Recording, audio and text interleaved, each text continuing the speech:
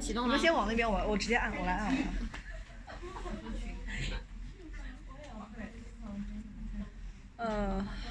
We will begin. Just one moment. All right, so everyone, make sure that you have. So again, make sure that on the evaluation form, please be sure to write your name somewhere on the top right corner. Again, I'm going to ask to take these up once we're finished. 关上了。Wait a moment. All right, no problem. 他会等会儿关的，等会儿他会关的。We will begin. Hello everyone, today our group presentation is talking about 5 developing countries and 1 current person. And this is our PowerPoint and presentation content. The first part is the Uganda and Kiva. Before I talk about the Kiva, I want to tell you more about Uganda. Uganda is a corruption country, which means some administrators take money from government, but they don't use the government for the people, for civilization.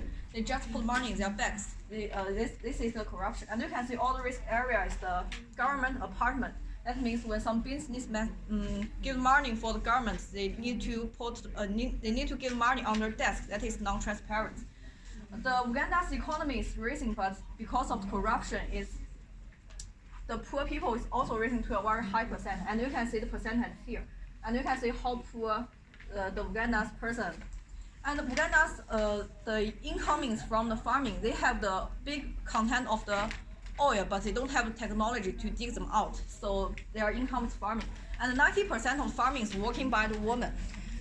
So the women need to make farming, and they need to take care of the family and cooking and do all the family things. So the woman's working time is very longer than the man. It's the 15 hours per day, and for the man it's the 12 hours per day. And after the woman married with the man, they always get HIV from the man. Because of corruption, this country don't have any health care, and if you want to drink the clear water, you need to filter by yourself. So that's why we choose the Uganda and choose the woman.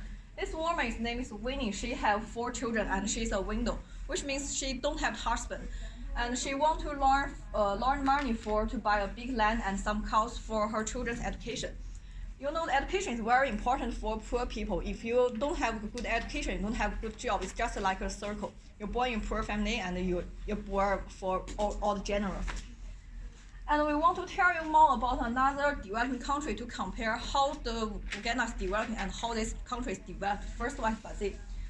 You can see Brazil's GDP is always on the 9th place in the world, and his PPP is on the 8th place, and it's being imaged as the emerging economies like China. It means your country is developing, but your market is really developed, and it's makes the economy don't like the Uganda. And you can see on this maps, the Brazil all people is at this area, and this place, the Amazon rainforest, there are a lot of uncontacted people. Uncontacted people means some people never touch the technology, never touch the outside things. It's draw the picture on their face, believe God. So that's why the Brazil is a developing country, because they when their GDP counts this kind of person. And health and technology this is a really technology country, because the Brazil is the only country in South Earth have the spacecraft, and they are the leader of the summer machine. And the environment, you can see the environment is really good. It have a lot of water, but in Uganda, if you want to drink the clear water, you need to filter by yourself. Their water is really dirty. And next part is the China and Cameroon. Is a presentation by the Yuzu. So China is the biggest developing country in the world, and so there is a non-equal economic development between China's eastern coastal area and the western, because of natural condition and historic reason. So most of China development area are concentrated on the coastal because it's the eastern area. As you can see, the red region is mainly in the top 10 in the GDP in the first half of 2019. And the gap actually between the rich person and the poor are pretty much high because of the large population. Because we have 1.4 billion of population, which is 90 of the world population. It's top one in the world. And Next, I'm gonna talking about why there's most area is the development area is concentrated on the coastal.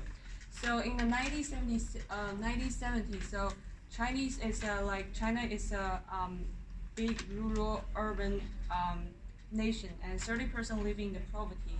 And in the 1978, started the agriculture trade in the open market. And 1980, China joined the World Bank and International Monetary Fund. So it's created a special economic zone in the east coastal city to encourage foreign direct investment and conduct with the outside world. So 1990, economic growth during the following decades averaged 10% a year, and 5 million of people leave the poverty since Chinese economic growth began. So next, I'm going to talking about the country in the Africa called Cameroon. So Cameroon is located in the crossroad between the West Africa and the Central Africa. So actually, it's meant for the primary industry like oil, gas, cocoa, coffee, like that. So oil remains the Cameroon's main export commodity, and Cameroon is a like low middle income country with a population of over 25 million. And because the poverty reduction rate is lagging behind the population growth rate, the overall number of the poor in Cameroon increased by 12% in 81 million between the 2007 and 2040. So actually, it's an increased concentrate with mainly living the source regions with the poor poverty. So here I'm going to talk about very serious crisis that happened in the Cameroon, which is called Anglophone crisis. So Anglophone, which means people who speak English, and especially in the country, English not only language that is spoken. So Anglophone crisis is also called Cameroon Civil War. It happened in the 2018, and it's a conflict between the northwestern region and southwest region. So these two regions, the people speaking English and the French separately. So English and the French speaking part of the country, the division started when the English-speaking South Cameroon said they were not represented or respected by the French-speaking. So majority government south of Cameroon has been calling for the independence. So they created their own country. They're called Amazonia. So this war has been killed approximately 3,000 people and forced more than 500,000 people to flee their homes. So actually, it's a lot of people to be homeless, and also they hosting refugees and from the Central African Republic and Nigeria. So a lot of workers lose jobs and earnings because they're afraid to come to the market because of crisis. Sorry. So people are afraid to walk outside to buy something. So many sellers lose their job and earning and stop the work, and shops close, and so everybody's angry about this war. So let's talk about the health of Cameroon. HIV is one of Cameroon's great health concern, and it still have a lot of the diseases. There are a lot of incidents of the, as well as like you can see. So it's mainly happening in the women and the children, and infant mortality rate is actually relatively high. So back to Cameroon's economy. Cameroon's economic contribution depends heavily on sale and its products on the world market, and it fluctuates in global price and primary goods. So it makes the economic situation be unpredictable and corruption. So also there is no government system of the social security covering with the whole population. So the most assistance obtained through the traditional kind system. So next one, I'm gonna talk about the country called Morocco. Thanks, Joey, and I want to talk about Morocco. Morocco is the only country in the continent to ever separate from the bloc, and however, it's managed to stay economically strong and politically stable. So we want to know just how powerful is Morocco. Morocco is the only African country to border both the Atlantic Ocean and the Mediterranean Sea at around 100,000 square meter to the country is roughly the size of California. More than half of Morocco is over 63 million residents lives in urban communities away from the desert and mountains. Will the country blend a break in the African culture, so religiously homogeneous with the 99% of these populations adhering to Islam? No. and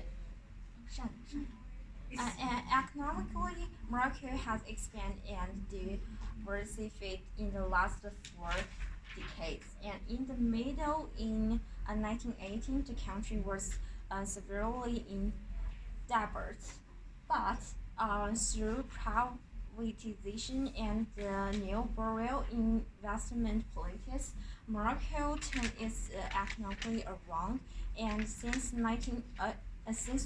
2004, its GDP of the more than $100 billion has almost doubled. And Morocco also has the third largest military in North Africa with 315 thousand personnel. A strong military presence is extremely important as it can keep Morocco a lot far away from the terrorism. So basically, Morocco is totally the developed country to Uganda. Thanks for your guys' attention. That's our group presentation.